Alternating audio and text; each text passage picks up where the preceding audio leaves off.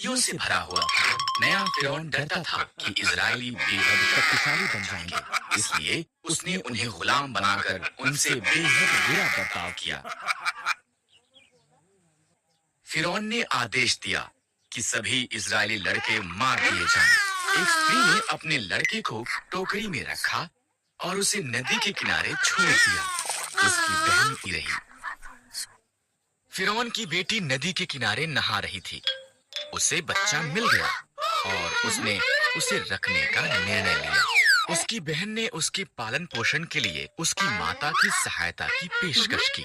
फिरौन की बेटी ने उसका नाम मूसा रखा। मूसा बड़ा हुआ। एक दिन उसने देखा कि एक मिस्री इजरायली को मार रहा है।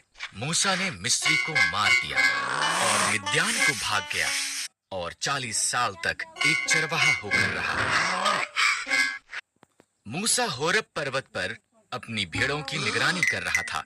परमेश्वर की आवाज एक जलती झाड़ी से बोलने लगी, मूसा, मेरे लोग कष्ट में हैं। मैंने उन्हें आजाद कराने के लिए तुझे चुना है।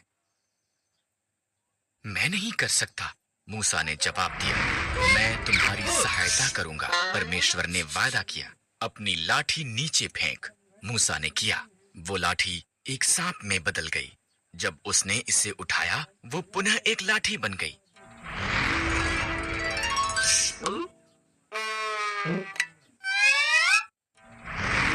अपना हाथ ढांप ले, परमेश्वर ने कहा। मूसा ने ऐसा ही किया। उसने देखा ये रोग से भर गया था। जब उसने दोबारा किया, वो चंगा हो गया था। ये जाकर फिरौन को दिखा।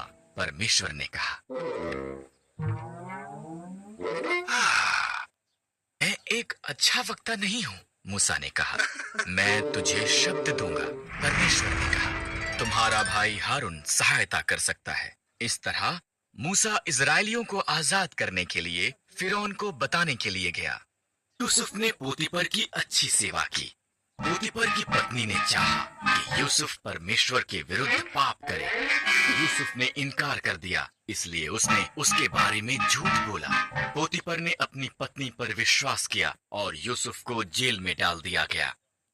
जेल में यूसुफ फिरौन के 2 हाकिमों से मिला। इन दोनों ने स्वप्न देखे और परमेश्वर ने यूसुफ को उनके अर्थ दिखाए।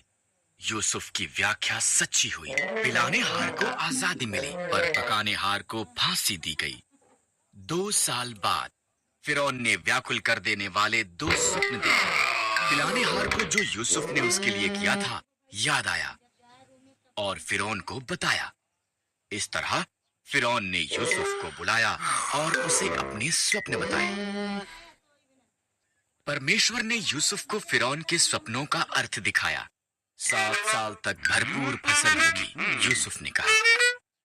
इसलिए भोजन को जमा कर लें, क्योंकि इसके बाद 7 साल का अकाल होगा। फिरौन यूसुफ की बुद्धि से प्रभावित हुआ, इसलिए उसने यूसुफ को सारा भोजन एकत्र करने का जिम्मा सौंपा। फिरौन को छोड़ मिस्र में कोई भी यूसुफ से ज्यादा शक्तिशाली नहीं था।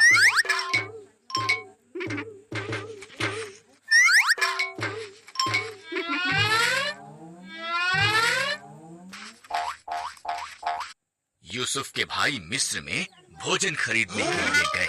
उन्होंने यूसुफ को दंडवत किया, पर उसे पहचान नहीं पाए। जब उसने देखा कि वो बदल चुके थे, तब उसने उन्हें बताया कि वो कौन था।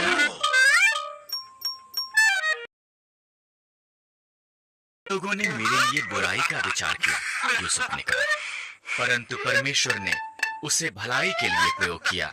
हमारे पूरे परिवार को मिस्र में ले आओ, हमारे पास खाने के लिए भरपूर होगा। हम एक सुंदर संसार में रहते हैं। आपके इर्द गिर्द अद्भुत वस्तुओं को देखें। आओ हम आरंभ में चलें और देखें कि बाइबल इसके बारे में क्या बताती है कि ये कैसे आरंभ हुआ। में परमेश्वर ने आकाश और पृथ्वी को बनाया। परमेश्वर ने अंधेरे को एक तरफ किया और कहा, उजियाला हो। उसने उजियाले को दिन कहा और उसने अंधेरे को रात कहा। पहला दिन हो गया। तब परमेश्वर ने ऊपर के पानी को नीचे के पानी से अलग करने के लिए एक अंतर बनाया। उसने उस अंतर को आकाश कहा। दूसरा दिन हो गया। परमेश्वर ने पानी को एक स्थान पर इकट्ठा किया और सूखी भूमि दिखाई दी। उसने सूखी भूमि को पृथ्वी कहा और इकट्ठे हुए पानी को समंदर कहा। तब उसने घास, अनाज के पौधे और पेड़ बनाए। तीसरा दिन, तब परमेश्वर ने आकाश में ज्योतियां बनाई। उसने दिन के लिए सूर्य, रात के लिए चंद्रमा और सभी तारे बनाए। चौथा दिन,